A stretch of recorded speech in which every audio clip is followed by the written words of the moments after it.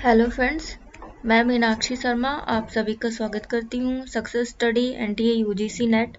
और मैं यहाँ पे आपको बहुत इम्पोर्टेंट एक बात शेयर करने वाली हूँ। वो ये है कि बहुत सारे बच्चे सोचते हैं कि पीएचडी कहाँ से और कैसे करें और नेट जेआरएफ की तैयारी कौन से स्टूडेंट्स कर सकते हैं। ये सारी बातें मैं आपसे शेयर करने आई हूँ। बहुत सारे लोगों को नहीं पता होता है, मतलब बहुत सारे स्टूडेंट ऐसे होते हैं जो कि ग्रेजुएशन कर रहे होते हैं और उन्हें यही नहीं पता होता है ग्रेजुएशन के बाद वो करेंगे क्या। ठीक है। फिर और बहुत सारे बच्चे ऐसे होते हैं जो यहाँ तक कि पीजी कर लेते हैं, मतलब पोस्ट ग्रेजुएशन कर लेते हैं, उन्हें नहीं पता होता है उन्हें क्या करना है। मतलब उनके दोस्त कर रहे होते हैं तो वो भी कर लेते हैं, लेकिन वो अपना सही समय कैसे वहाँ पे लगाएं जिससे आगे उनको अच्छा रिजल्ट मिल सके। ठीक है, तो मैं यहाँ पे आपको बताऊंगी कि पीएचडी कहाँ से करें और कैसे करें। ठीक है, और कौन से बच्चे जेआरएफ की तैयारी कर सकते हैं, नेट की तैयारी कर सकते हैं, सारी चीज़ें मैं बताऊंगी। तो सबसे पहले मैं बात करती हूँ कि अ, आपने ग्रेजुएशन कर लिया है, ठीक है। और सबसे पहले तो ग्रेजुएशन ज़रूरी होता है, ठीक है। अगर आपने ग्रेजुएशन कर लिया है और अच्छे मार्क्स हैं आपके ग्रेजुएशन में, मतलब 55% तो होने ही चाहिए, क्योंकि एडमिशन के लिए क्या होता है 55% चाहिए होते हैं, ठीक है, आगे की पढ़ाई के लिए। और इससे ज़्यादा है तो बहुत अच्छी बात है, ठीक है। तो फिर आगे हम बात करेंगे। ये कैटेगरी वाइज भी होता है, लेकिन ज़्यादातर जैसे यूनिवर्सिटी है, जैसे लखनऊ यूनिवर्सिटी है, तो उसने टर्म और कंडीशन में दे रखा है कि एडमिशन के लिए 55% होने आवश्यक है, ठीक है। और कुछ छूट भी देती है 5% की। हमें लगता है एससी और एसटी के लिए 50% होना आवश्यक है, ठीक है। तो फिर मैं यहाँ पे आगे बात करती हूँ, ठीक है। आपने ग्रेजुएशन कर लिया है। ग्रेजुएशन में 3 सब्जेक्ट होते हैं, ठीक है। एक सब्जेक्ट हम छोड़ देते हैं, लास्ट में हमारे पास 2 सब्जेक्ट बचते हैं।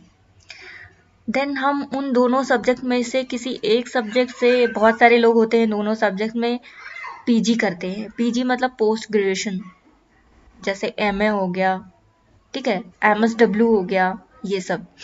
तो हम किसी एक सब्जेक्ट में पीजी करते हैं। मान लीजिए कि मेरा सब्जेक्ट सोशल वर्क है, तो सोशल वर्क से मैंने एमएसडब्ल्यू किया, ठीक है।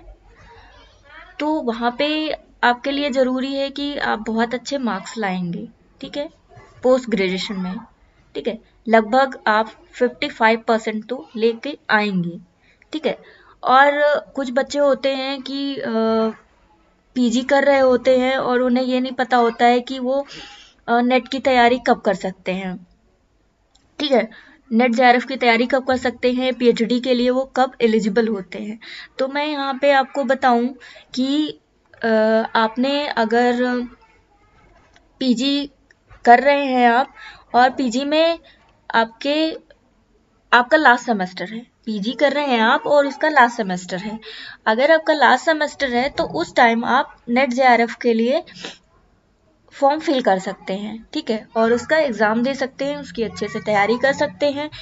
इससे क्या होगा कि अगर आप उस सेमेस्टर, लास्ट सेमेस्टर में रहते रहते आप नेट क्वालिफाई हो जाते हैं, जेआरएफ भी निकाल लेते हैं, ठीक है, तो आप पीएचडी में अप्लाई कर दीजिए, ठीक है। आपके पास एक ऑप्शन है, पीएचडी में अप्लाई कर दीजिए, ठीक है।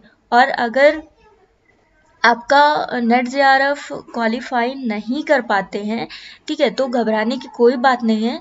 आप पीएचडी के लिए फिर भी अप्लाई कर सकते हैं, ठीक है। पीएचडी के लिए क्या आवश्यक होता है वो मैं बताऊंगी। पीएचडी के लिए फर्स्ट टाइम तो पहली बात तो ये याद रखिए कि आपका पीजी कंप्लीट होना चाहिए, ठीक है। पीएचडी के लिए आपका पीजी इम्पोर्टेंट है।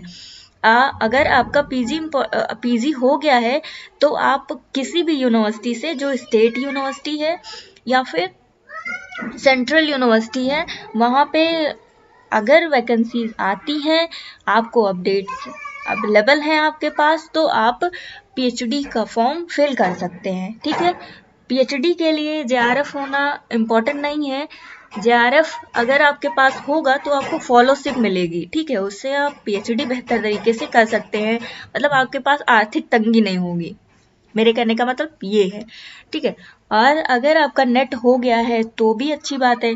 अगर आपका नेट हो जाता है तो किसी भी यूनिवर्सिटी में आप असिस्टेंट प्रोफेसर बन सकते हैं। ठीक है, वहाँ पे पढ़ा सकते हैं। और अगर आपके पास नेट नहीं है, जेआरएफ नहीं है, सिर्फ पीजी है, तो आप पीएचडी के लिए एडमिशन ले सकते हैं, उसकी तैयारी कर सकते हैं। ठीक है, और उसमें पीएचडी का जो एंट्रेंस होता है उसमें आता क्या है मैं वो बताऊंगी आपको।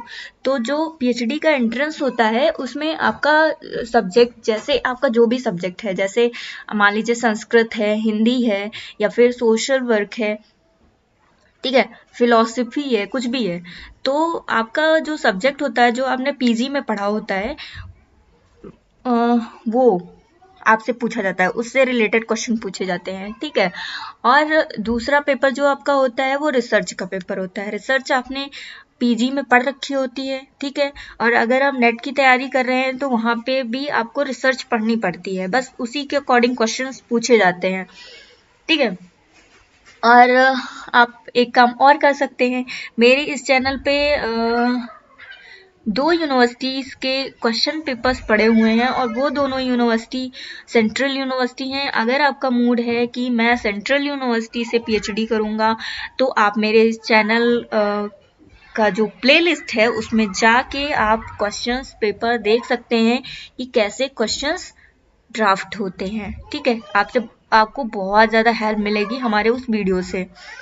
ठीक है, उसकी आंसर की भी मैंने अपलोड करी है उसी वीडियो के साथ ही। ठीक है, तो और मैं एक बात बताऊं, जो भी मेरे चैनल पे नए लोग हैं, नए स्टूडेंट्स हैं, वो हमारे वीडियो को देख रहे हैं तो प्लीज़ लाइक कर दीजिएगा और अपने दोस्तों के साथ शेयर करना मत भूलिएगा।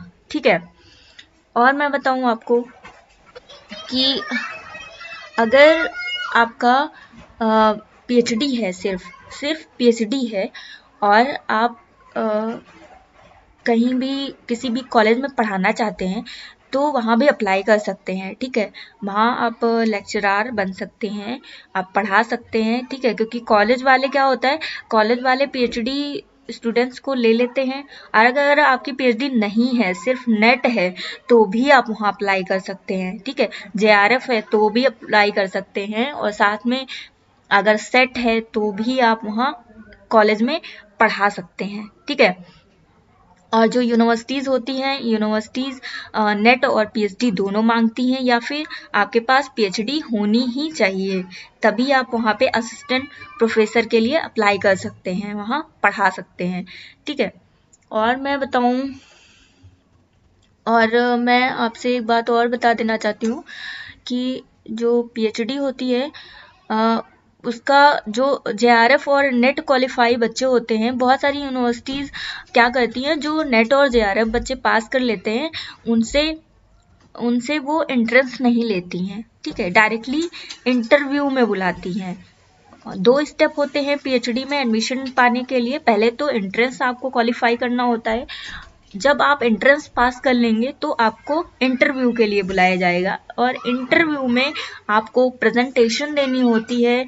वहाँ पे आपको पीपीटी बना के ले जानी होती है। जिस सब्जेक्ट पे आप पीएचडी कर रहे होते हैं उसको बोलते हैं रिसर्च प्रपोजल।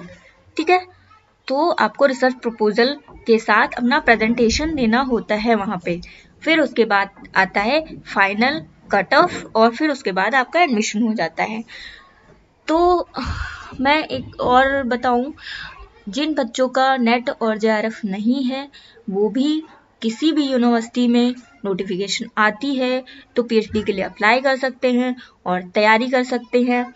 ठीक है, और आपका अगर कोई क्वेश्चन हो पीएचडी से रिलेटेड तो आप मुझसे पूछ सकते हैं। किसी भी तरह की कन्फ्यूज़न है तो आप मुझे कमेंट में बता सकते हैं, मैं उस पर वीडियो बना दूंगी। ठीक है, और मुझे लगता है कि हमने बहुत कुछ कवर कर लिया है। आप बहुत कुछ जान गए होंगे यहाँ से कि आपको कैसे क्या करना है, ठीक है। और अगर क्वेश्चन पेपर देखना चाहते हैं तो हमारे चैनल को विजिट करिए, आपको क्वेश्चन पेपर भी मिल जाएंगे, ठीक है। और आप अच्छे से तैयारी करिए। और मैं इस चैनल पे पीएचडी से रिलेटेड बहुत कुछ मैं लाती ही रहती हूँ, ठीक है, वीडियो अपलोड करती रहती हूँ। और साथ ही मैं यहाँ पे सोशल वर्क सब्जेक्ट मैं पढ़ाती हूँ, एनटीए यूजीसी नेट, जिसमें मैं उसका सिलेबस कवर करती हूँ। और मैं बताऊँ कि मैंने क्या पाठ्यक्रम आपको पढ़ना है नेट जेआरएफ के लिए, वो मैंने अपलोड कर दिया है, आप वो भी देख सकते हैं, ठीक है। तो मिलते हैं नेक्स्ट वीडियो में। वीडियो कैसा लगा ज़रूर बताइएगा, अच्छा लगा तो लाइक कर दीजिएगा एंड शेयर कर दीजिएगा।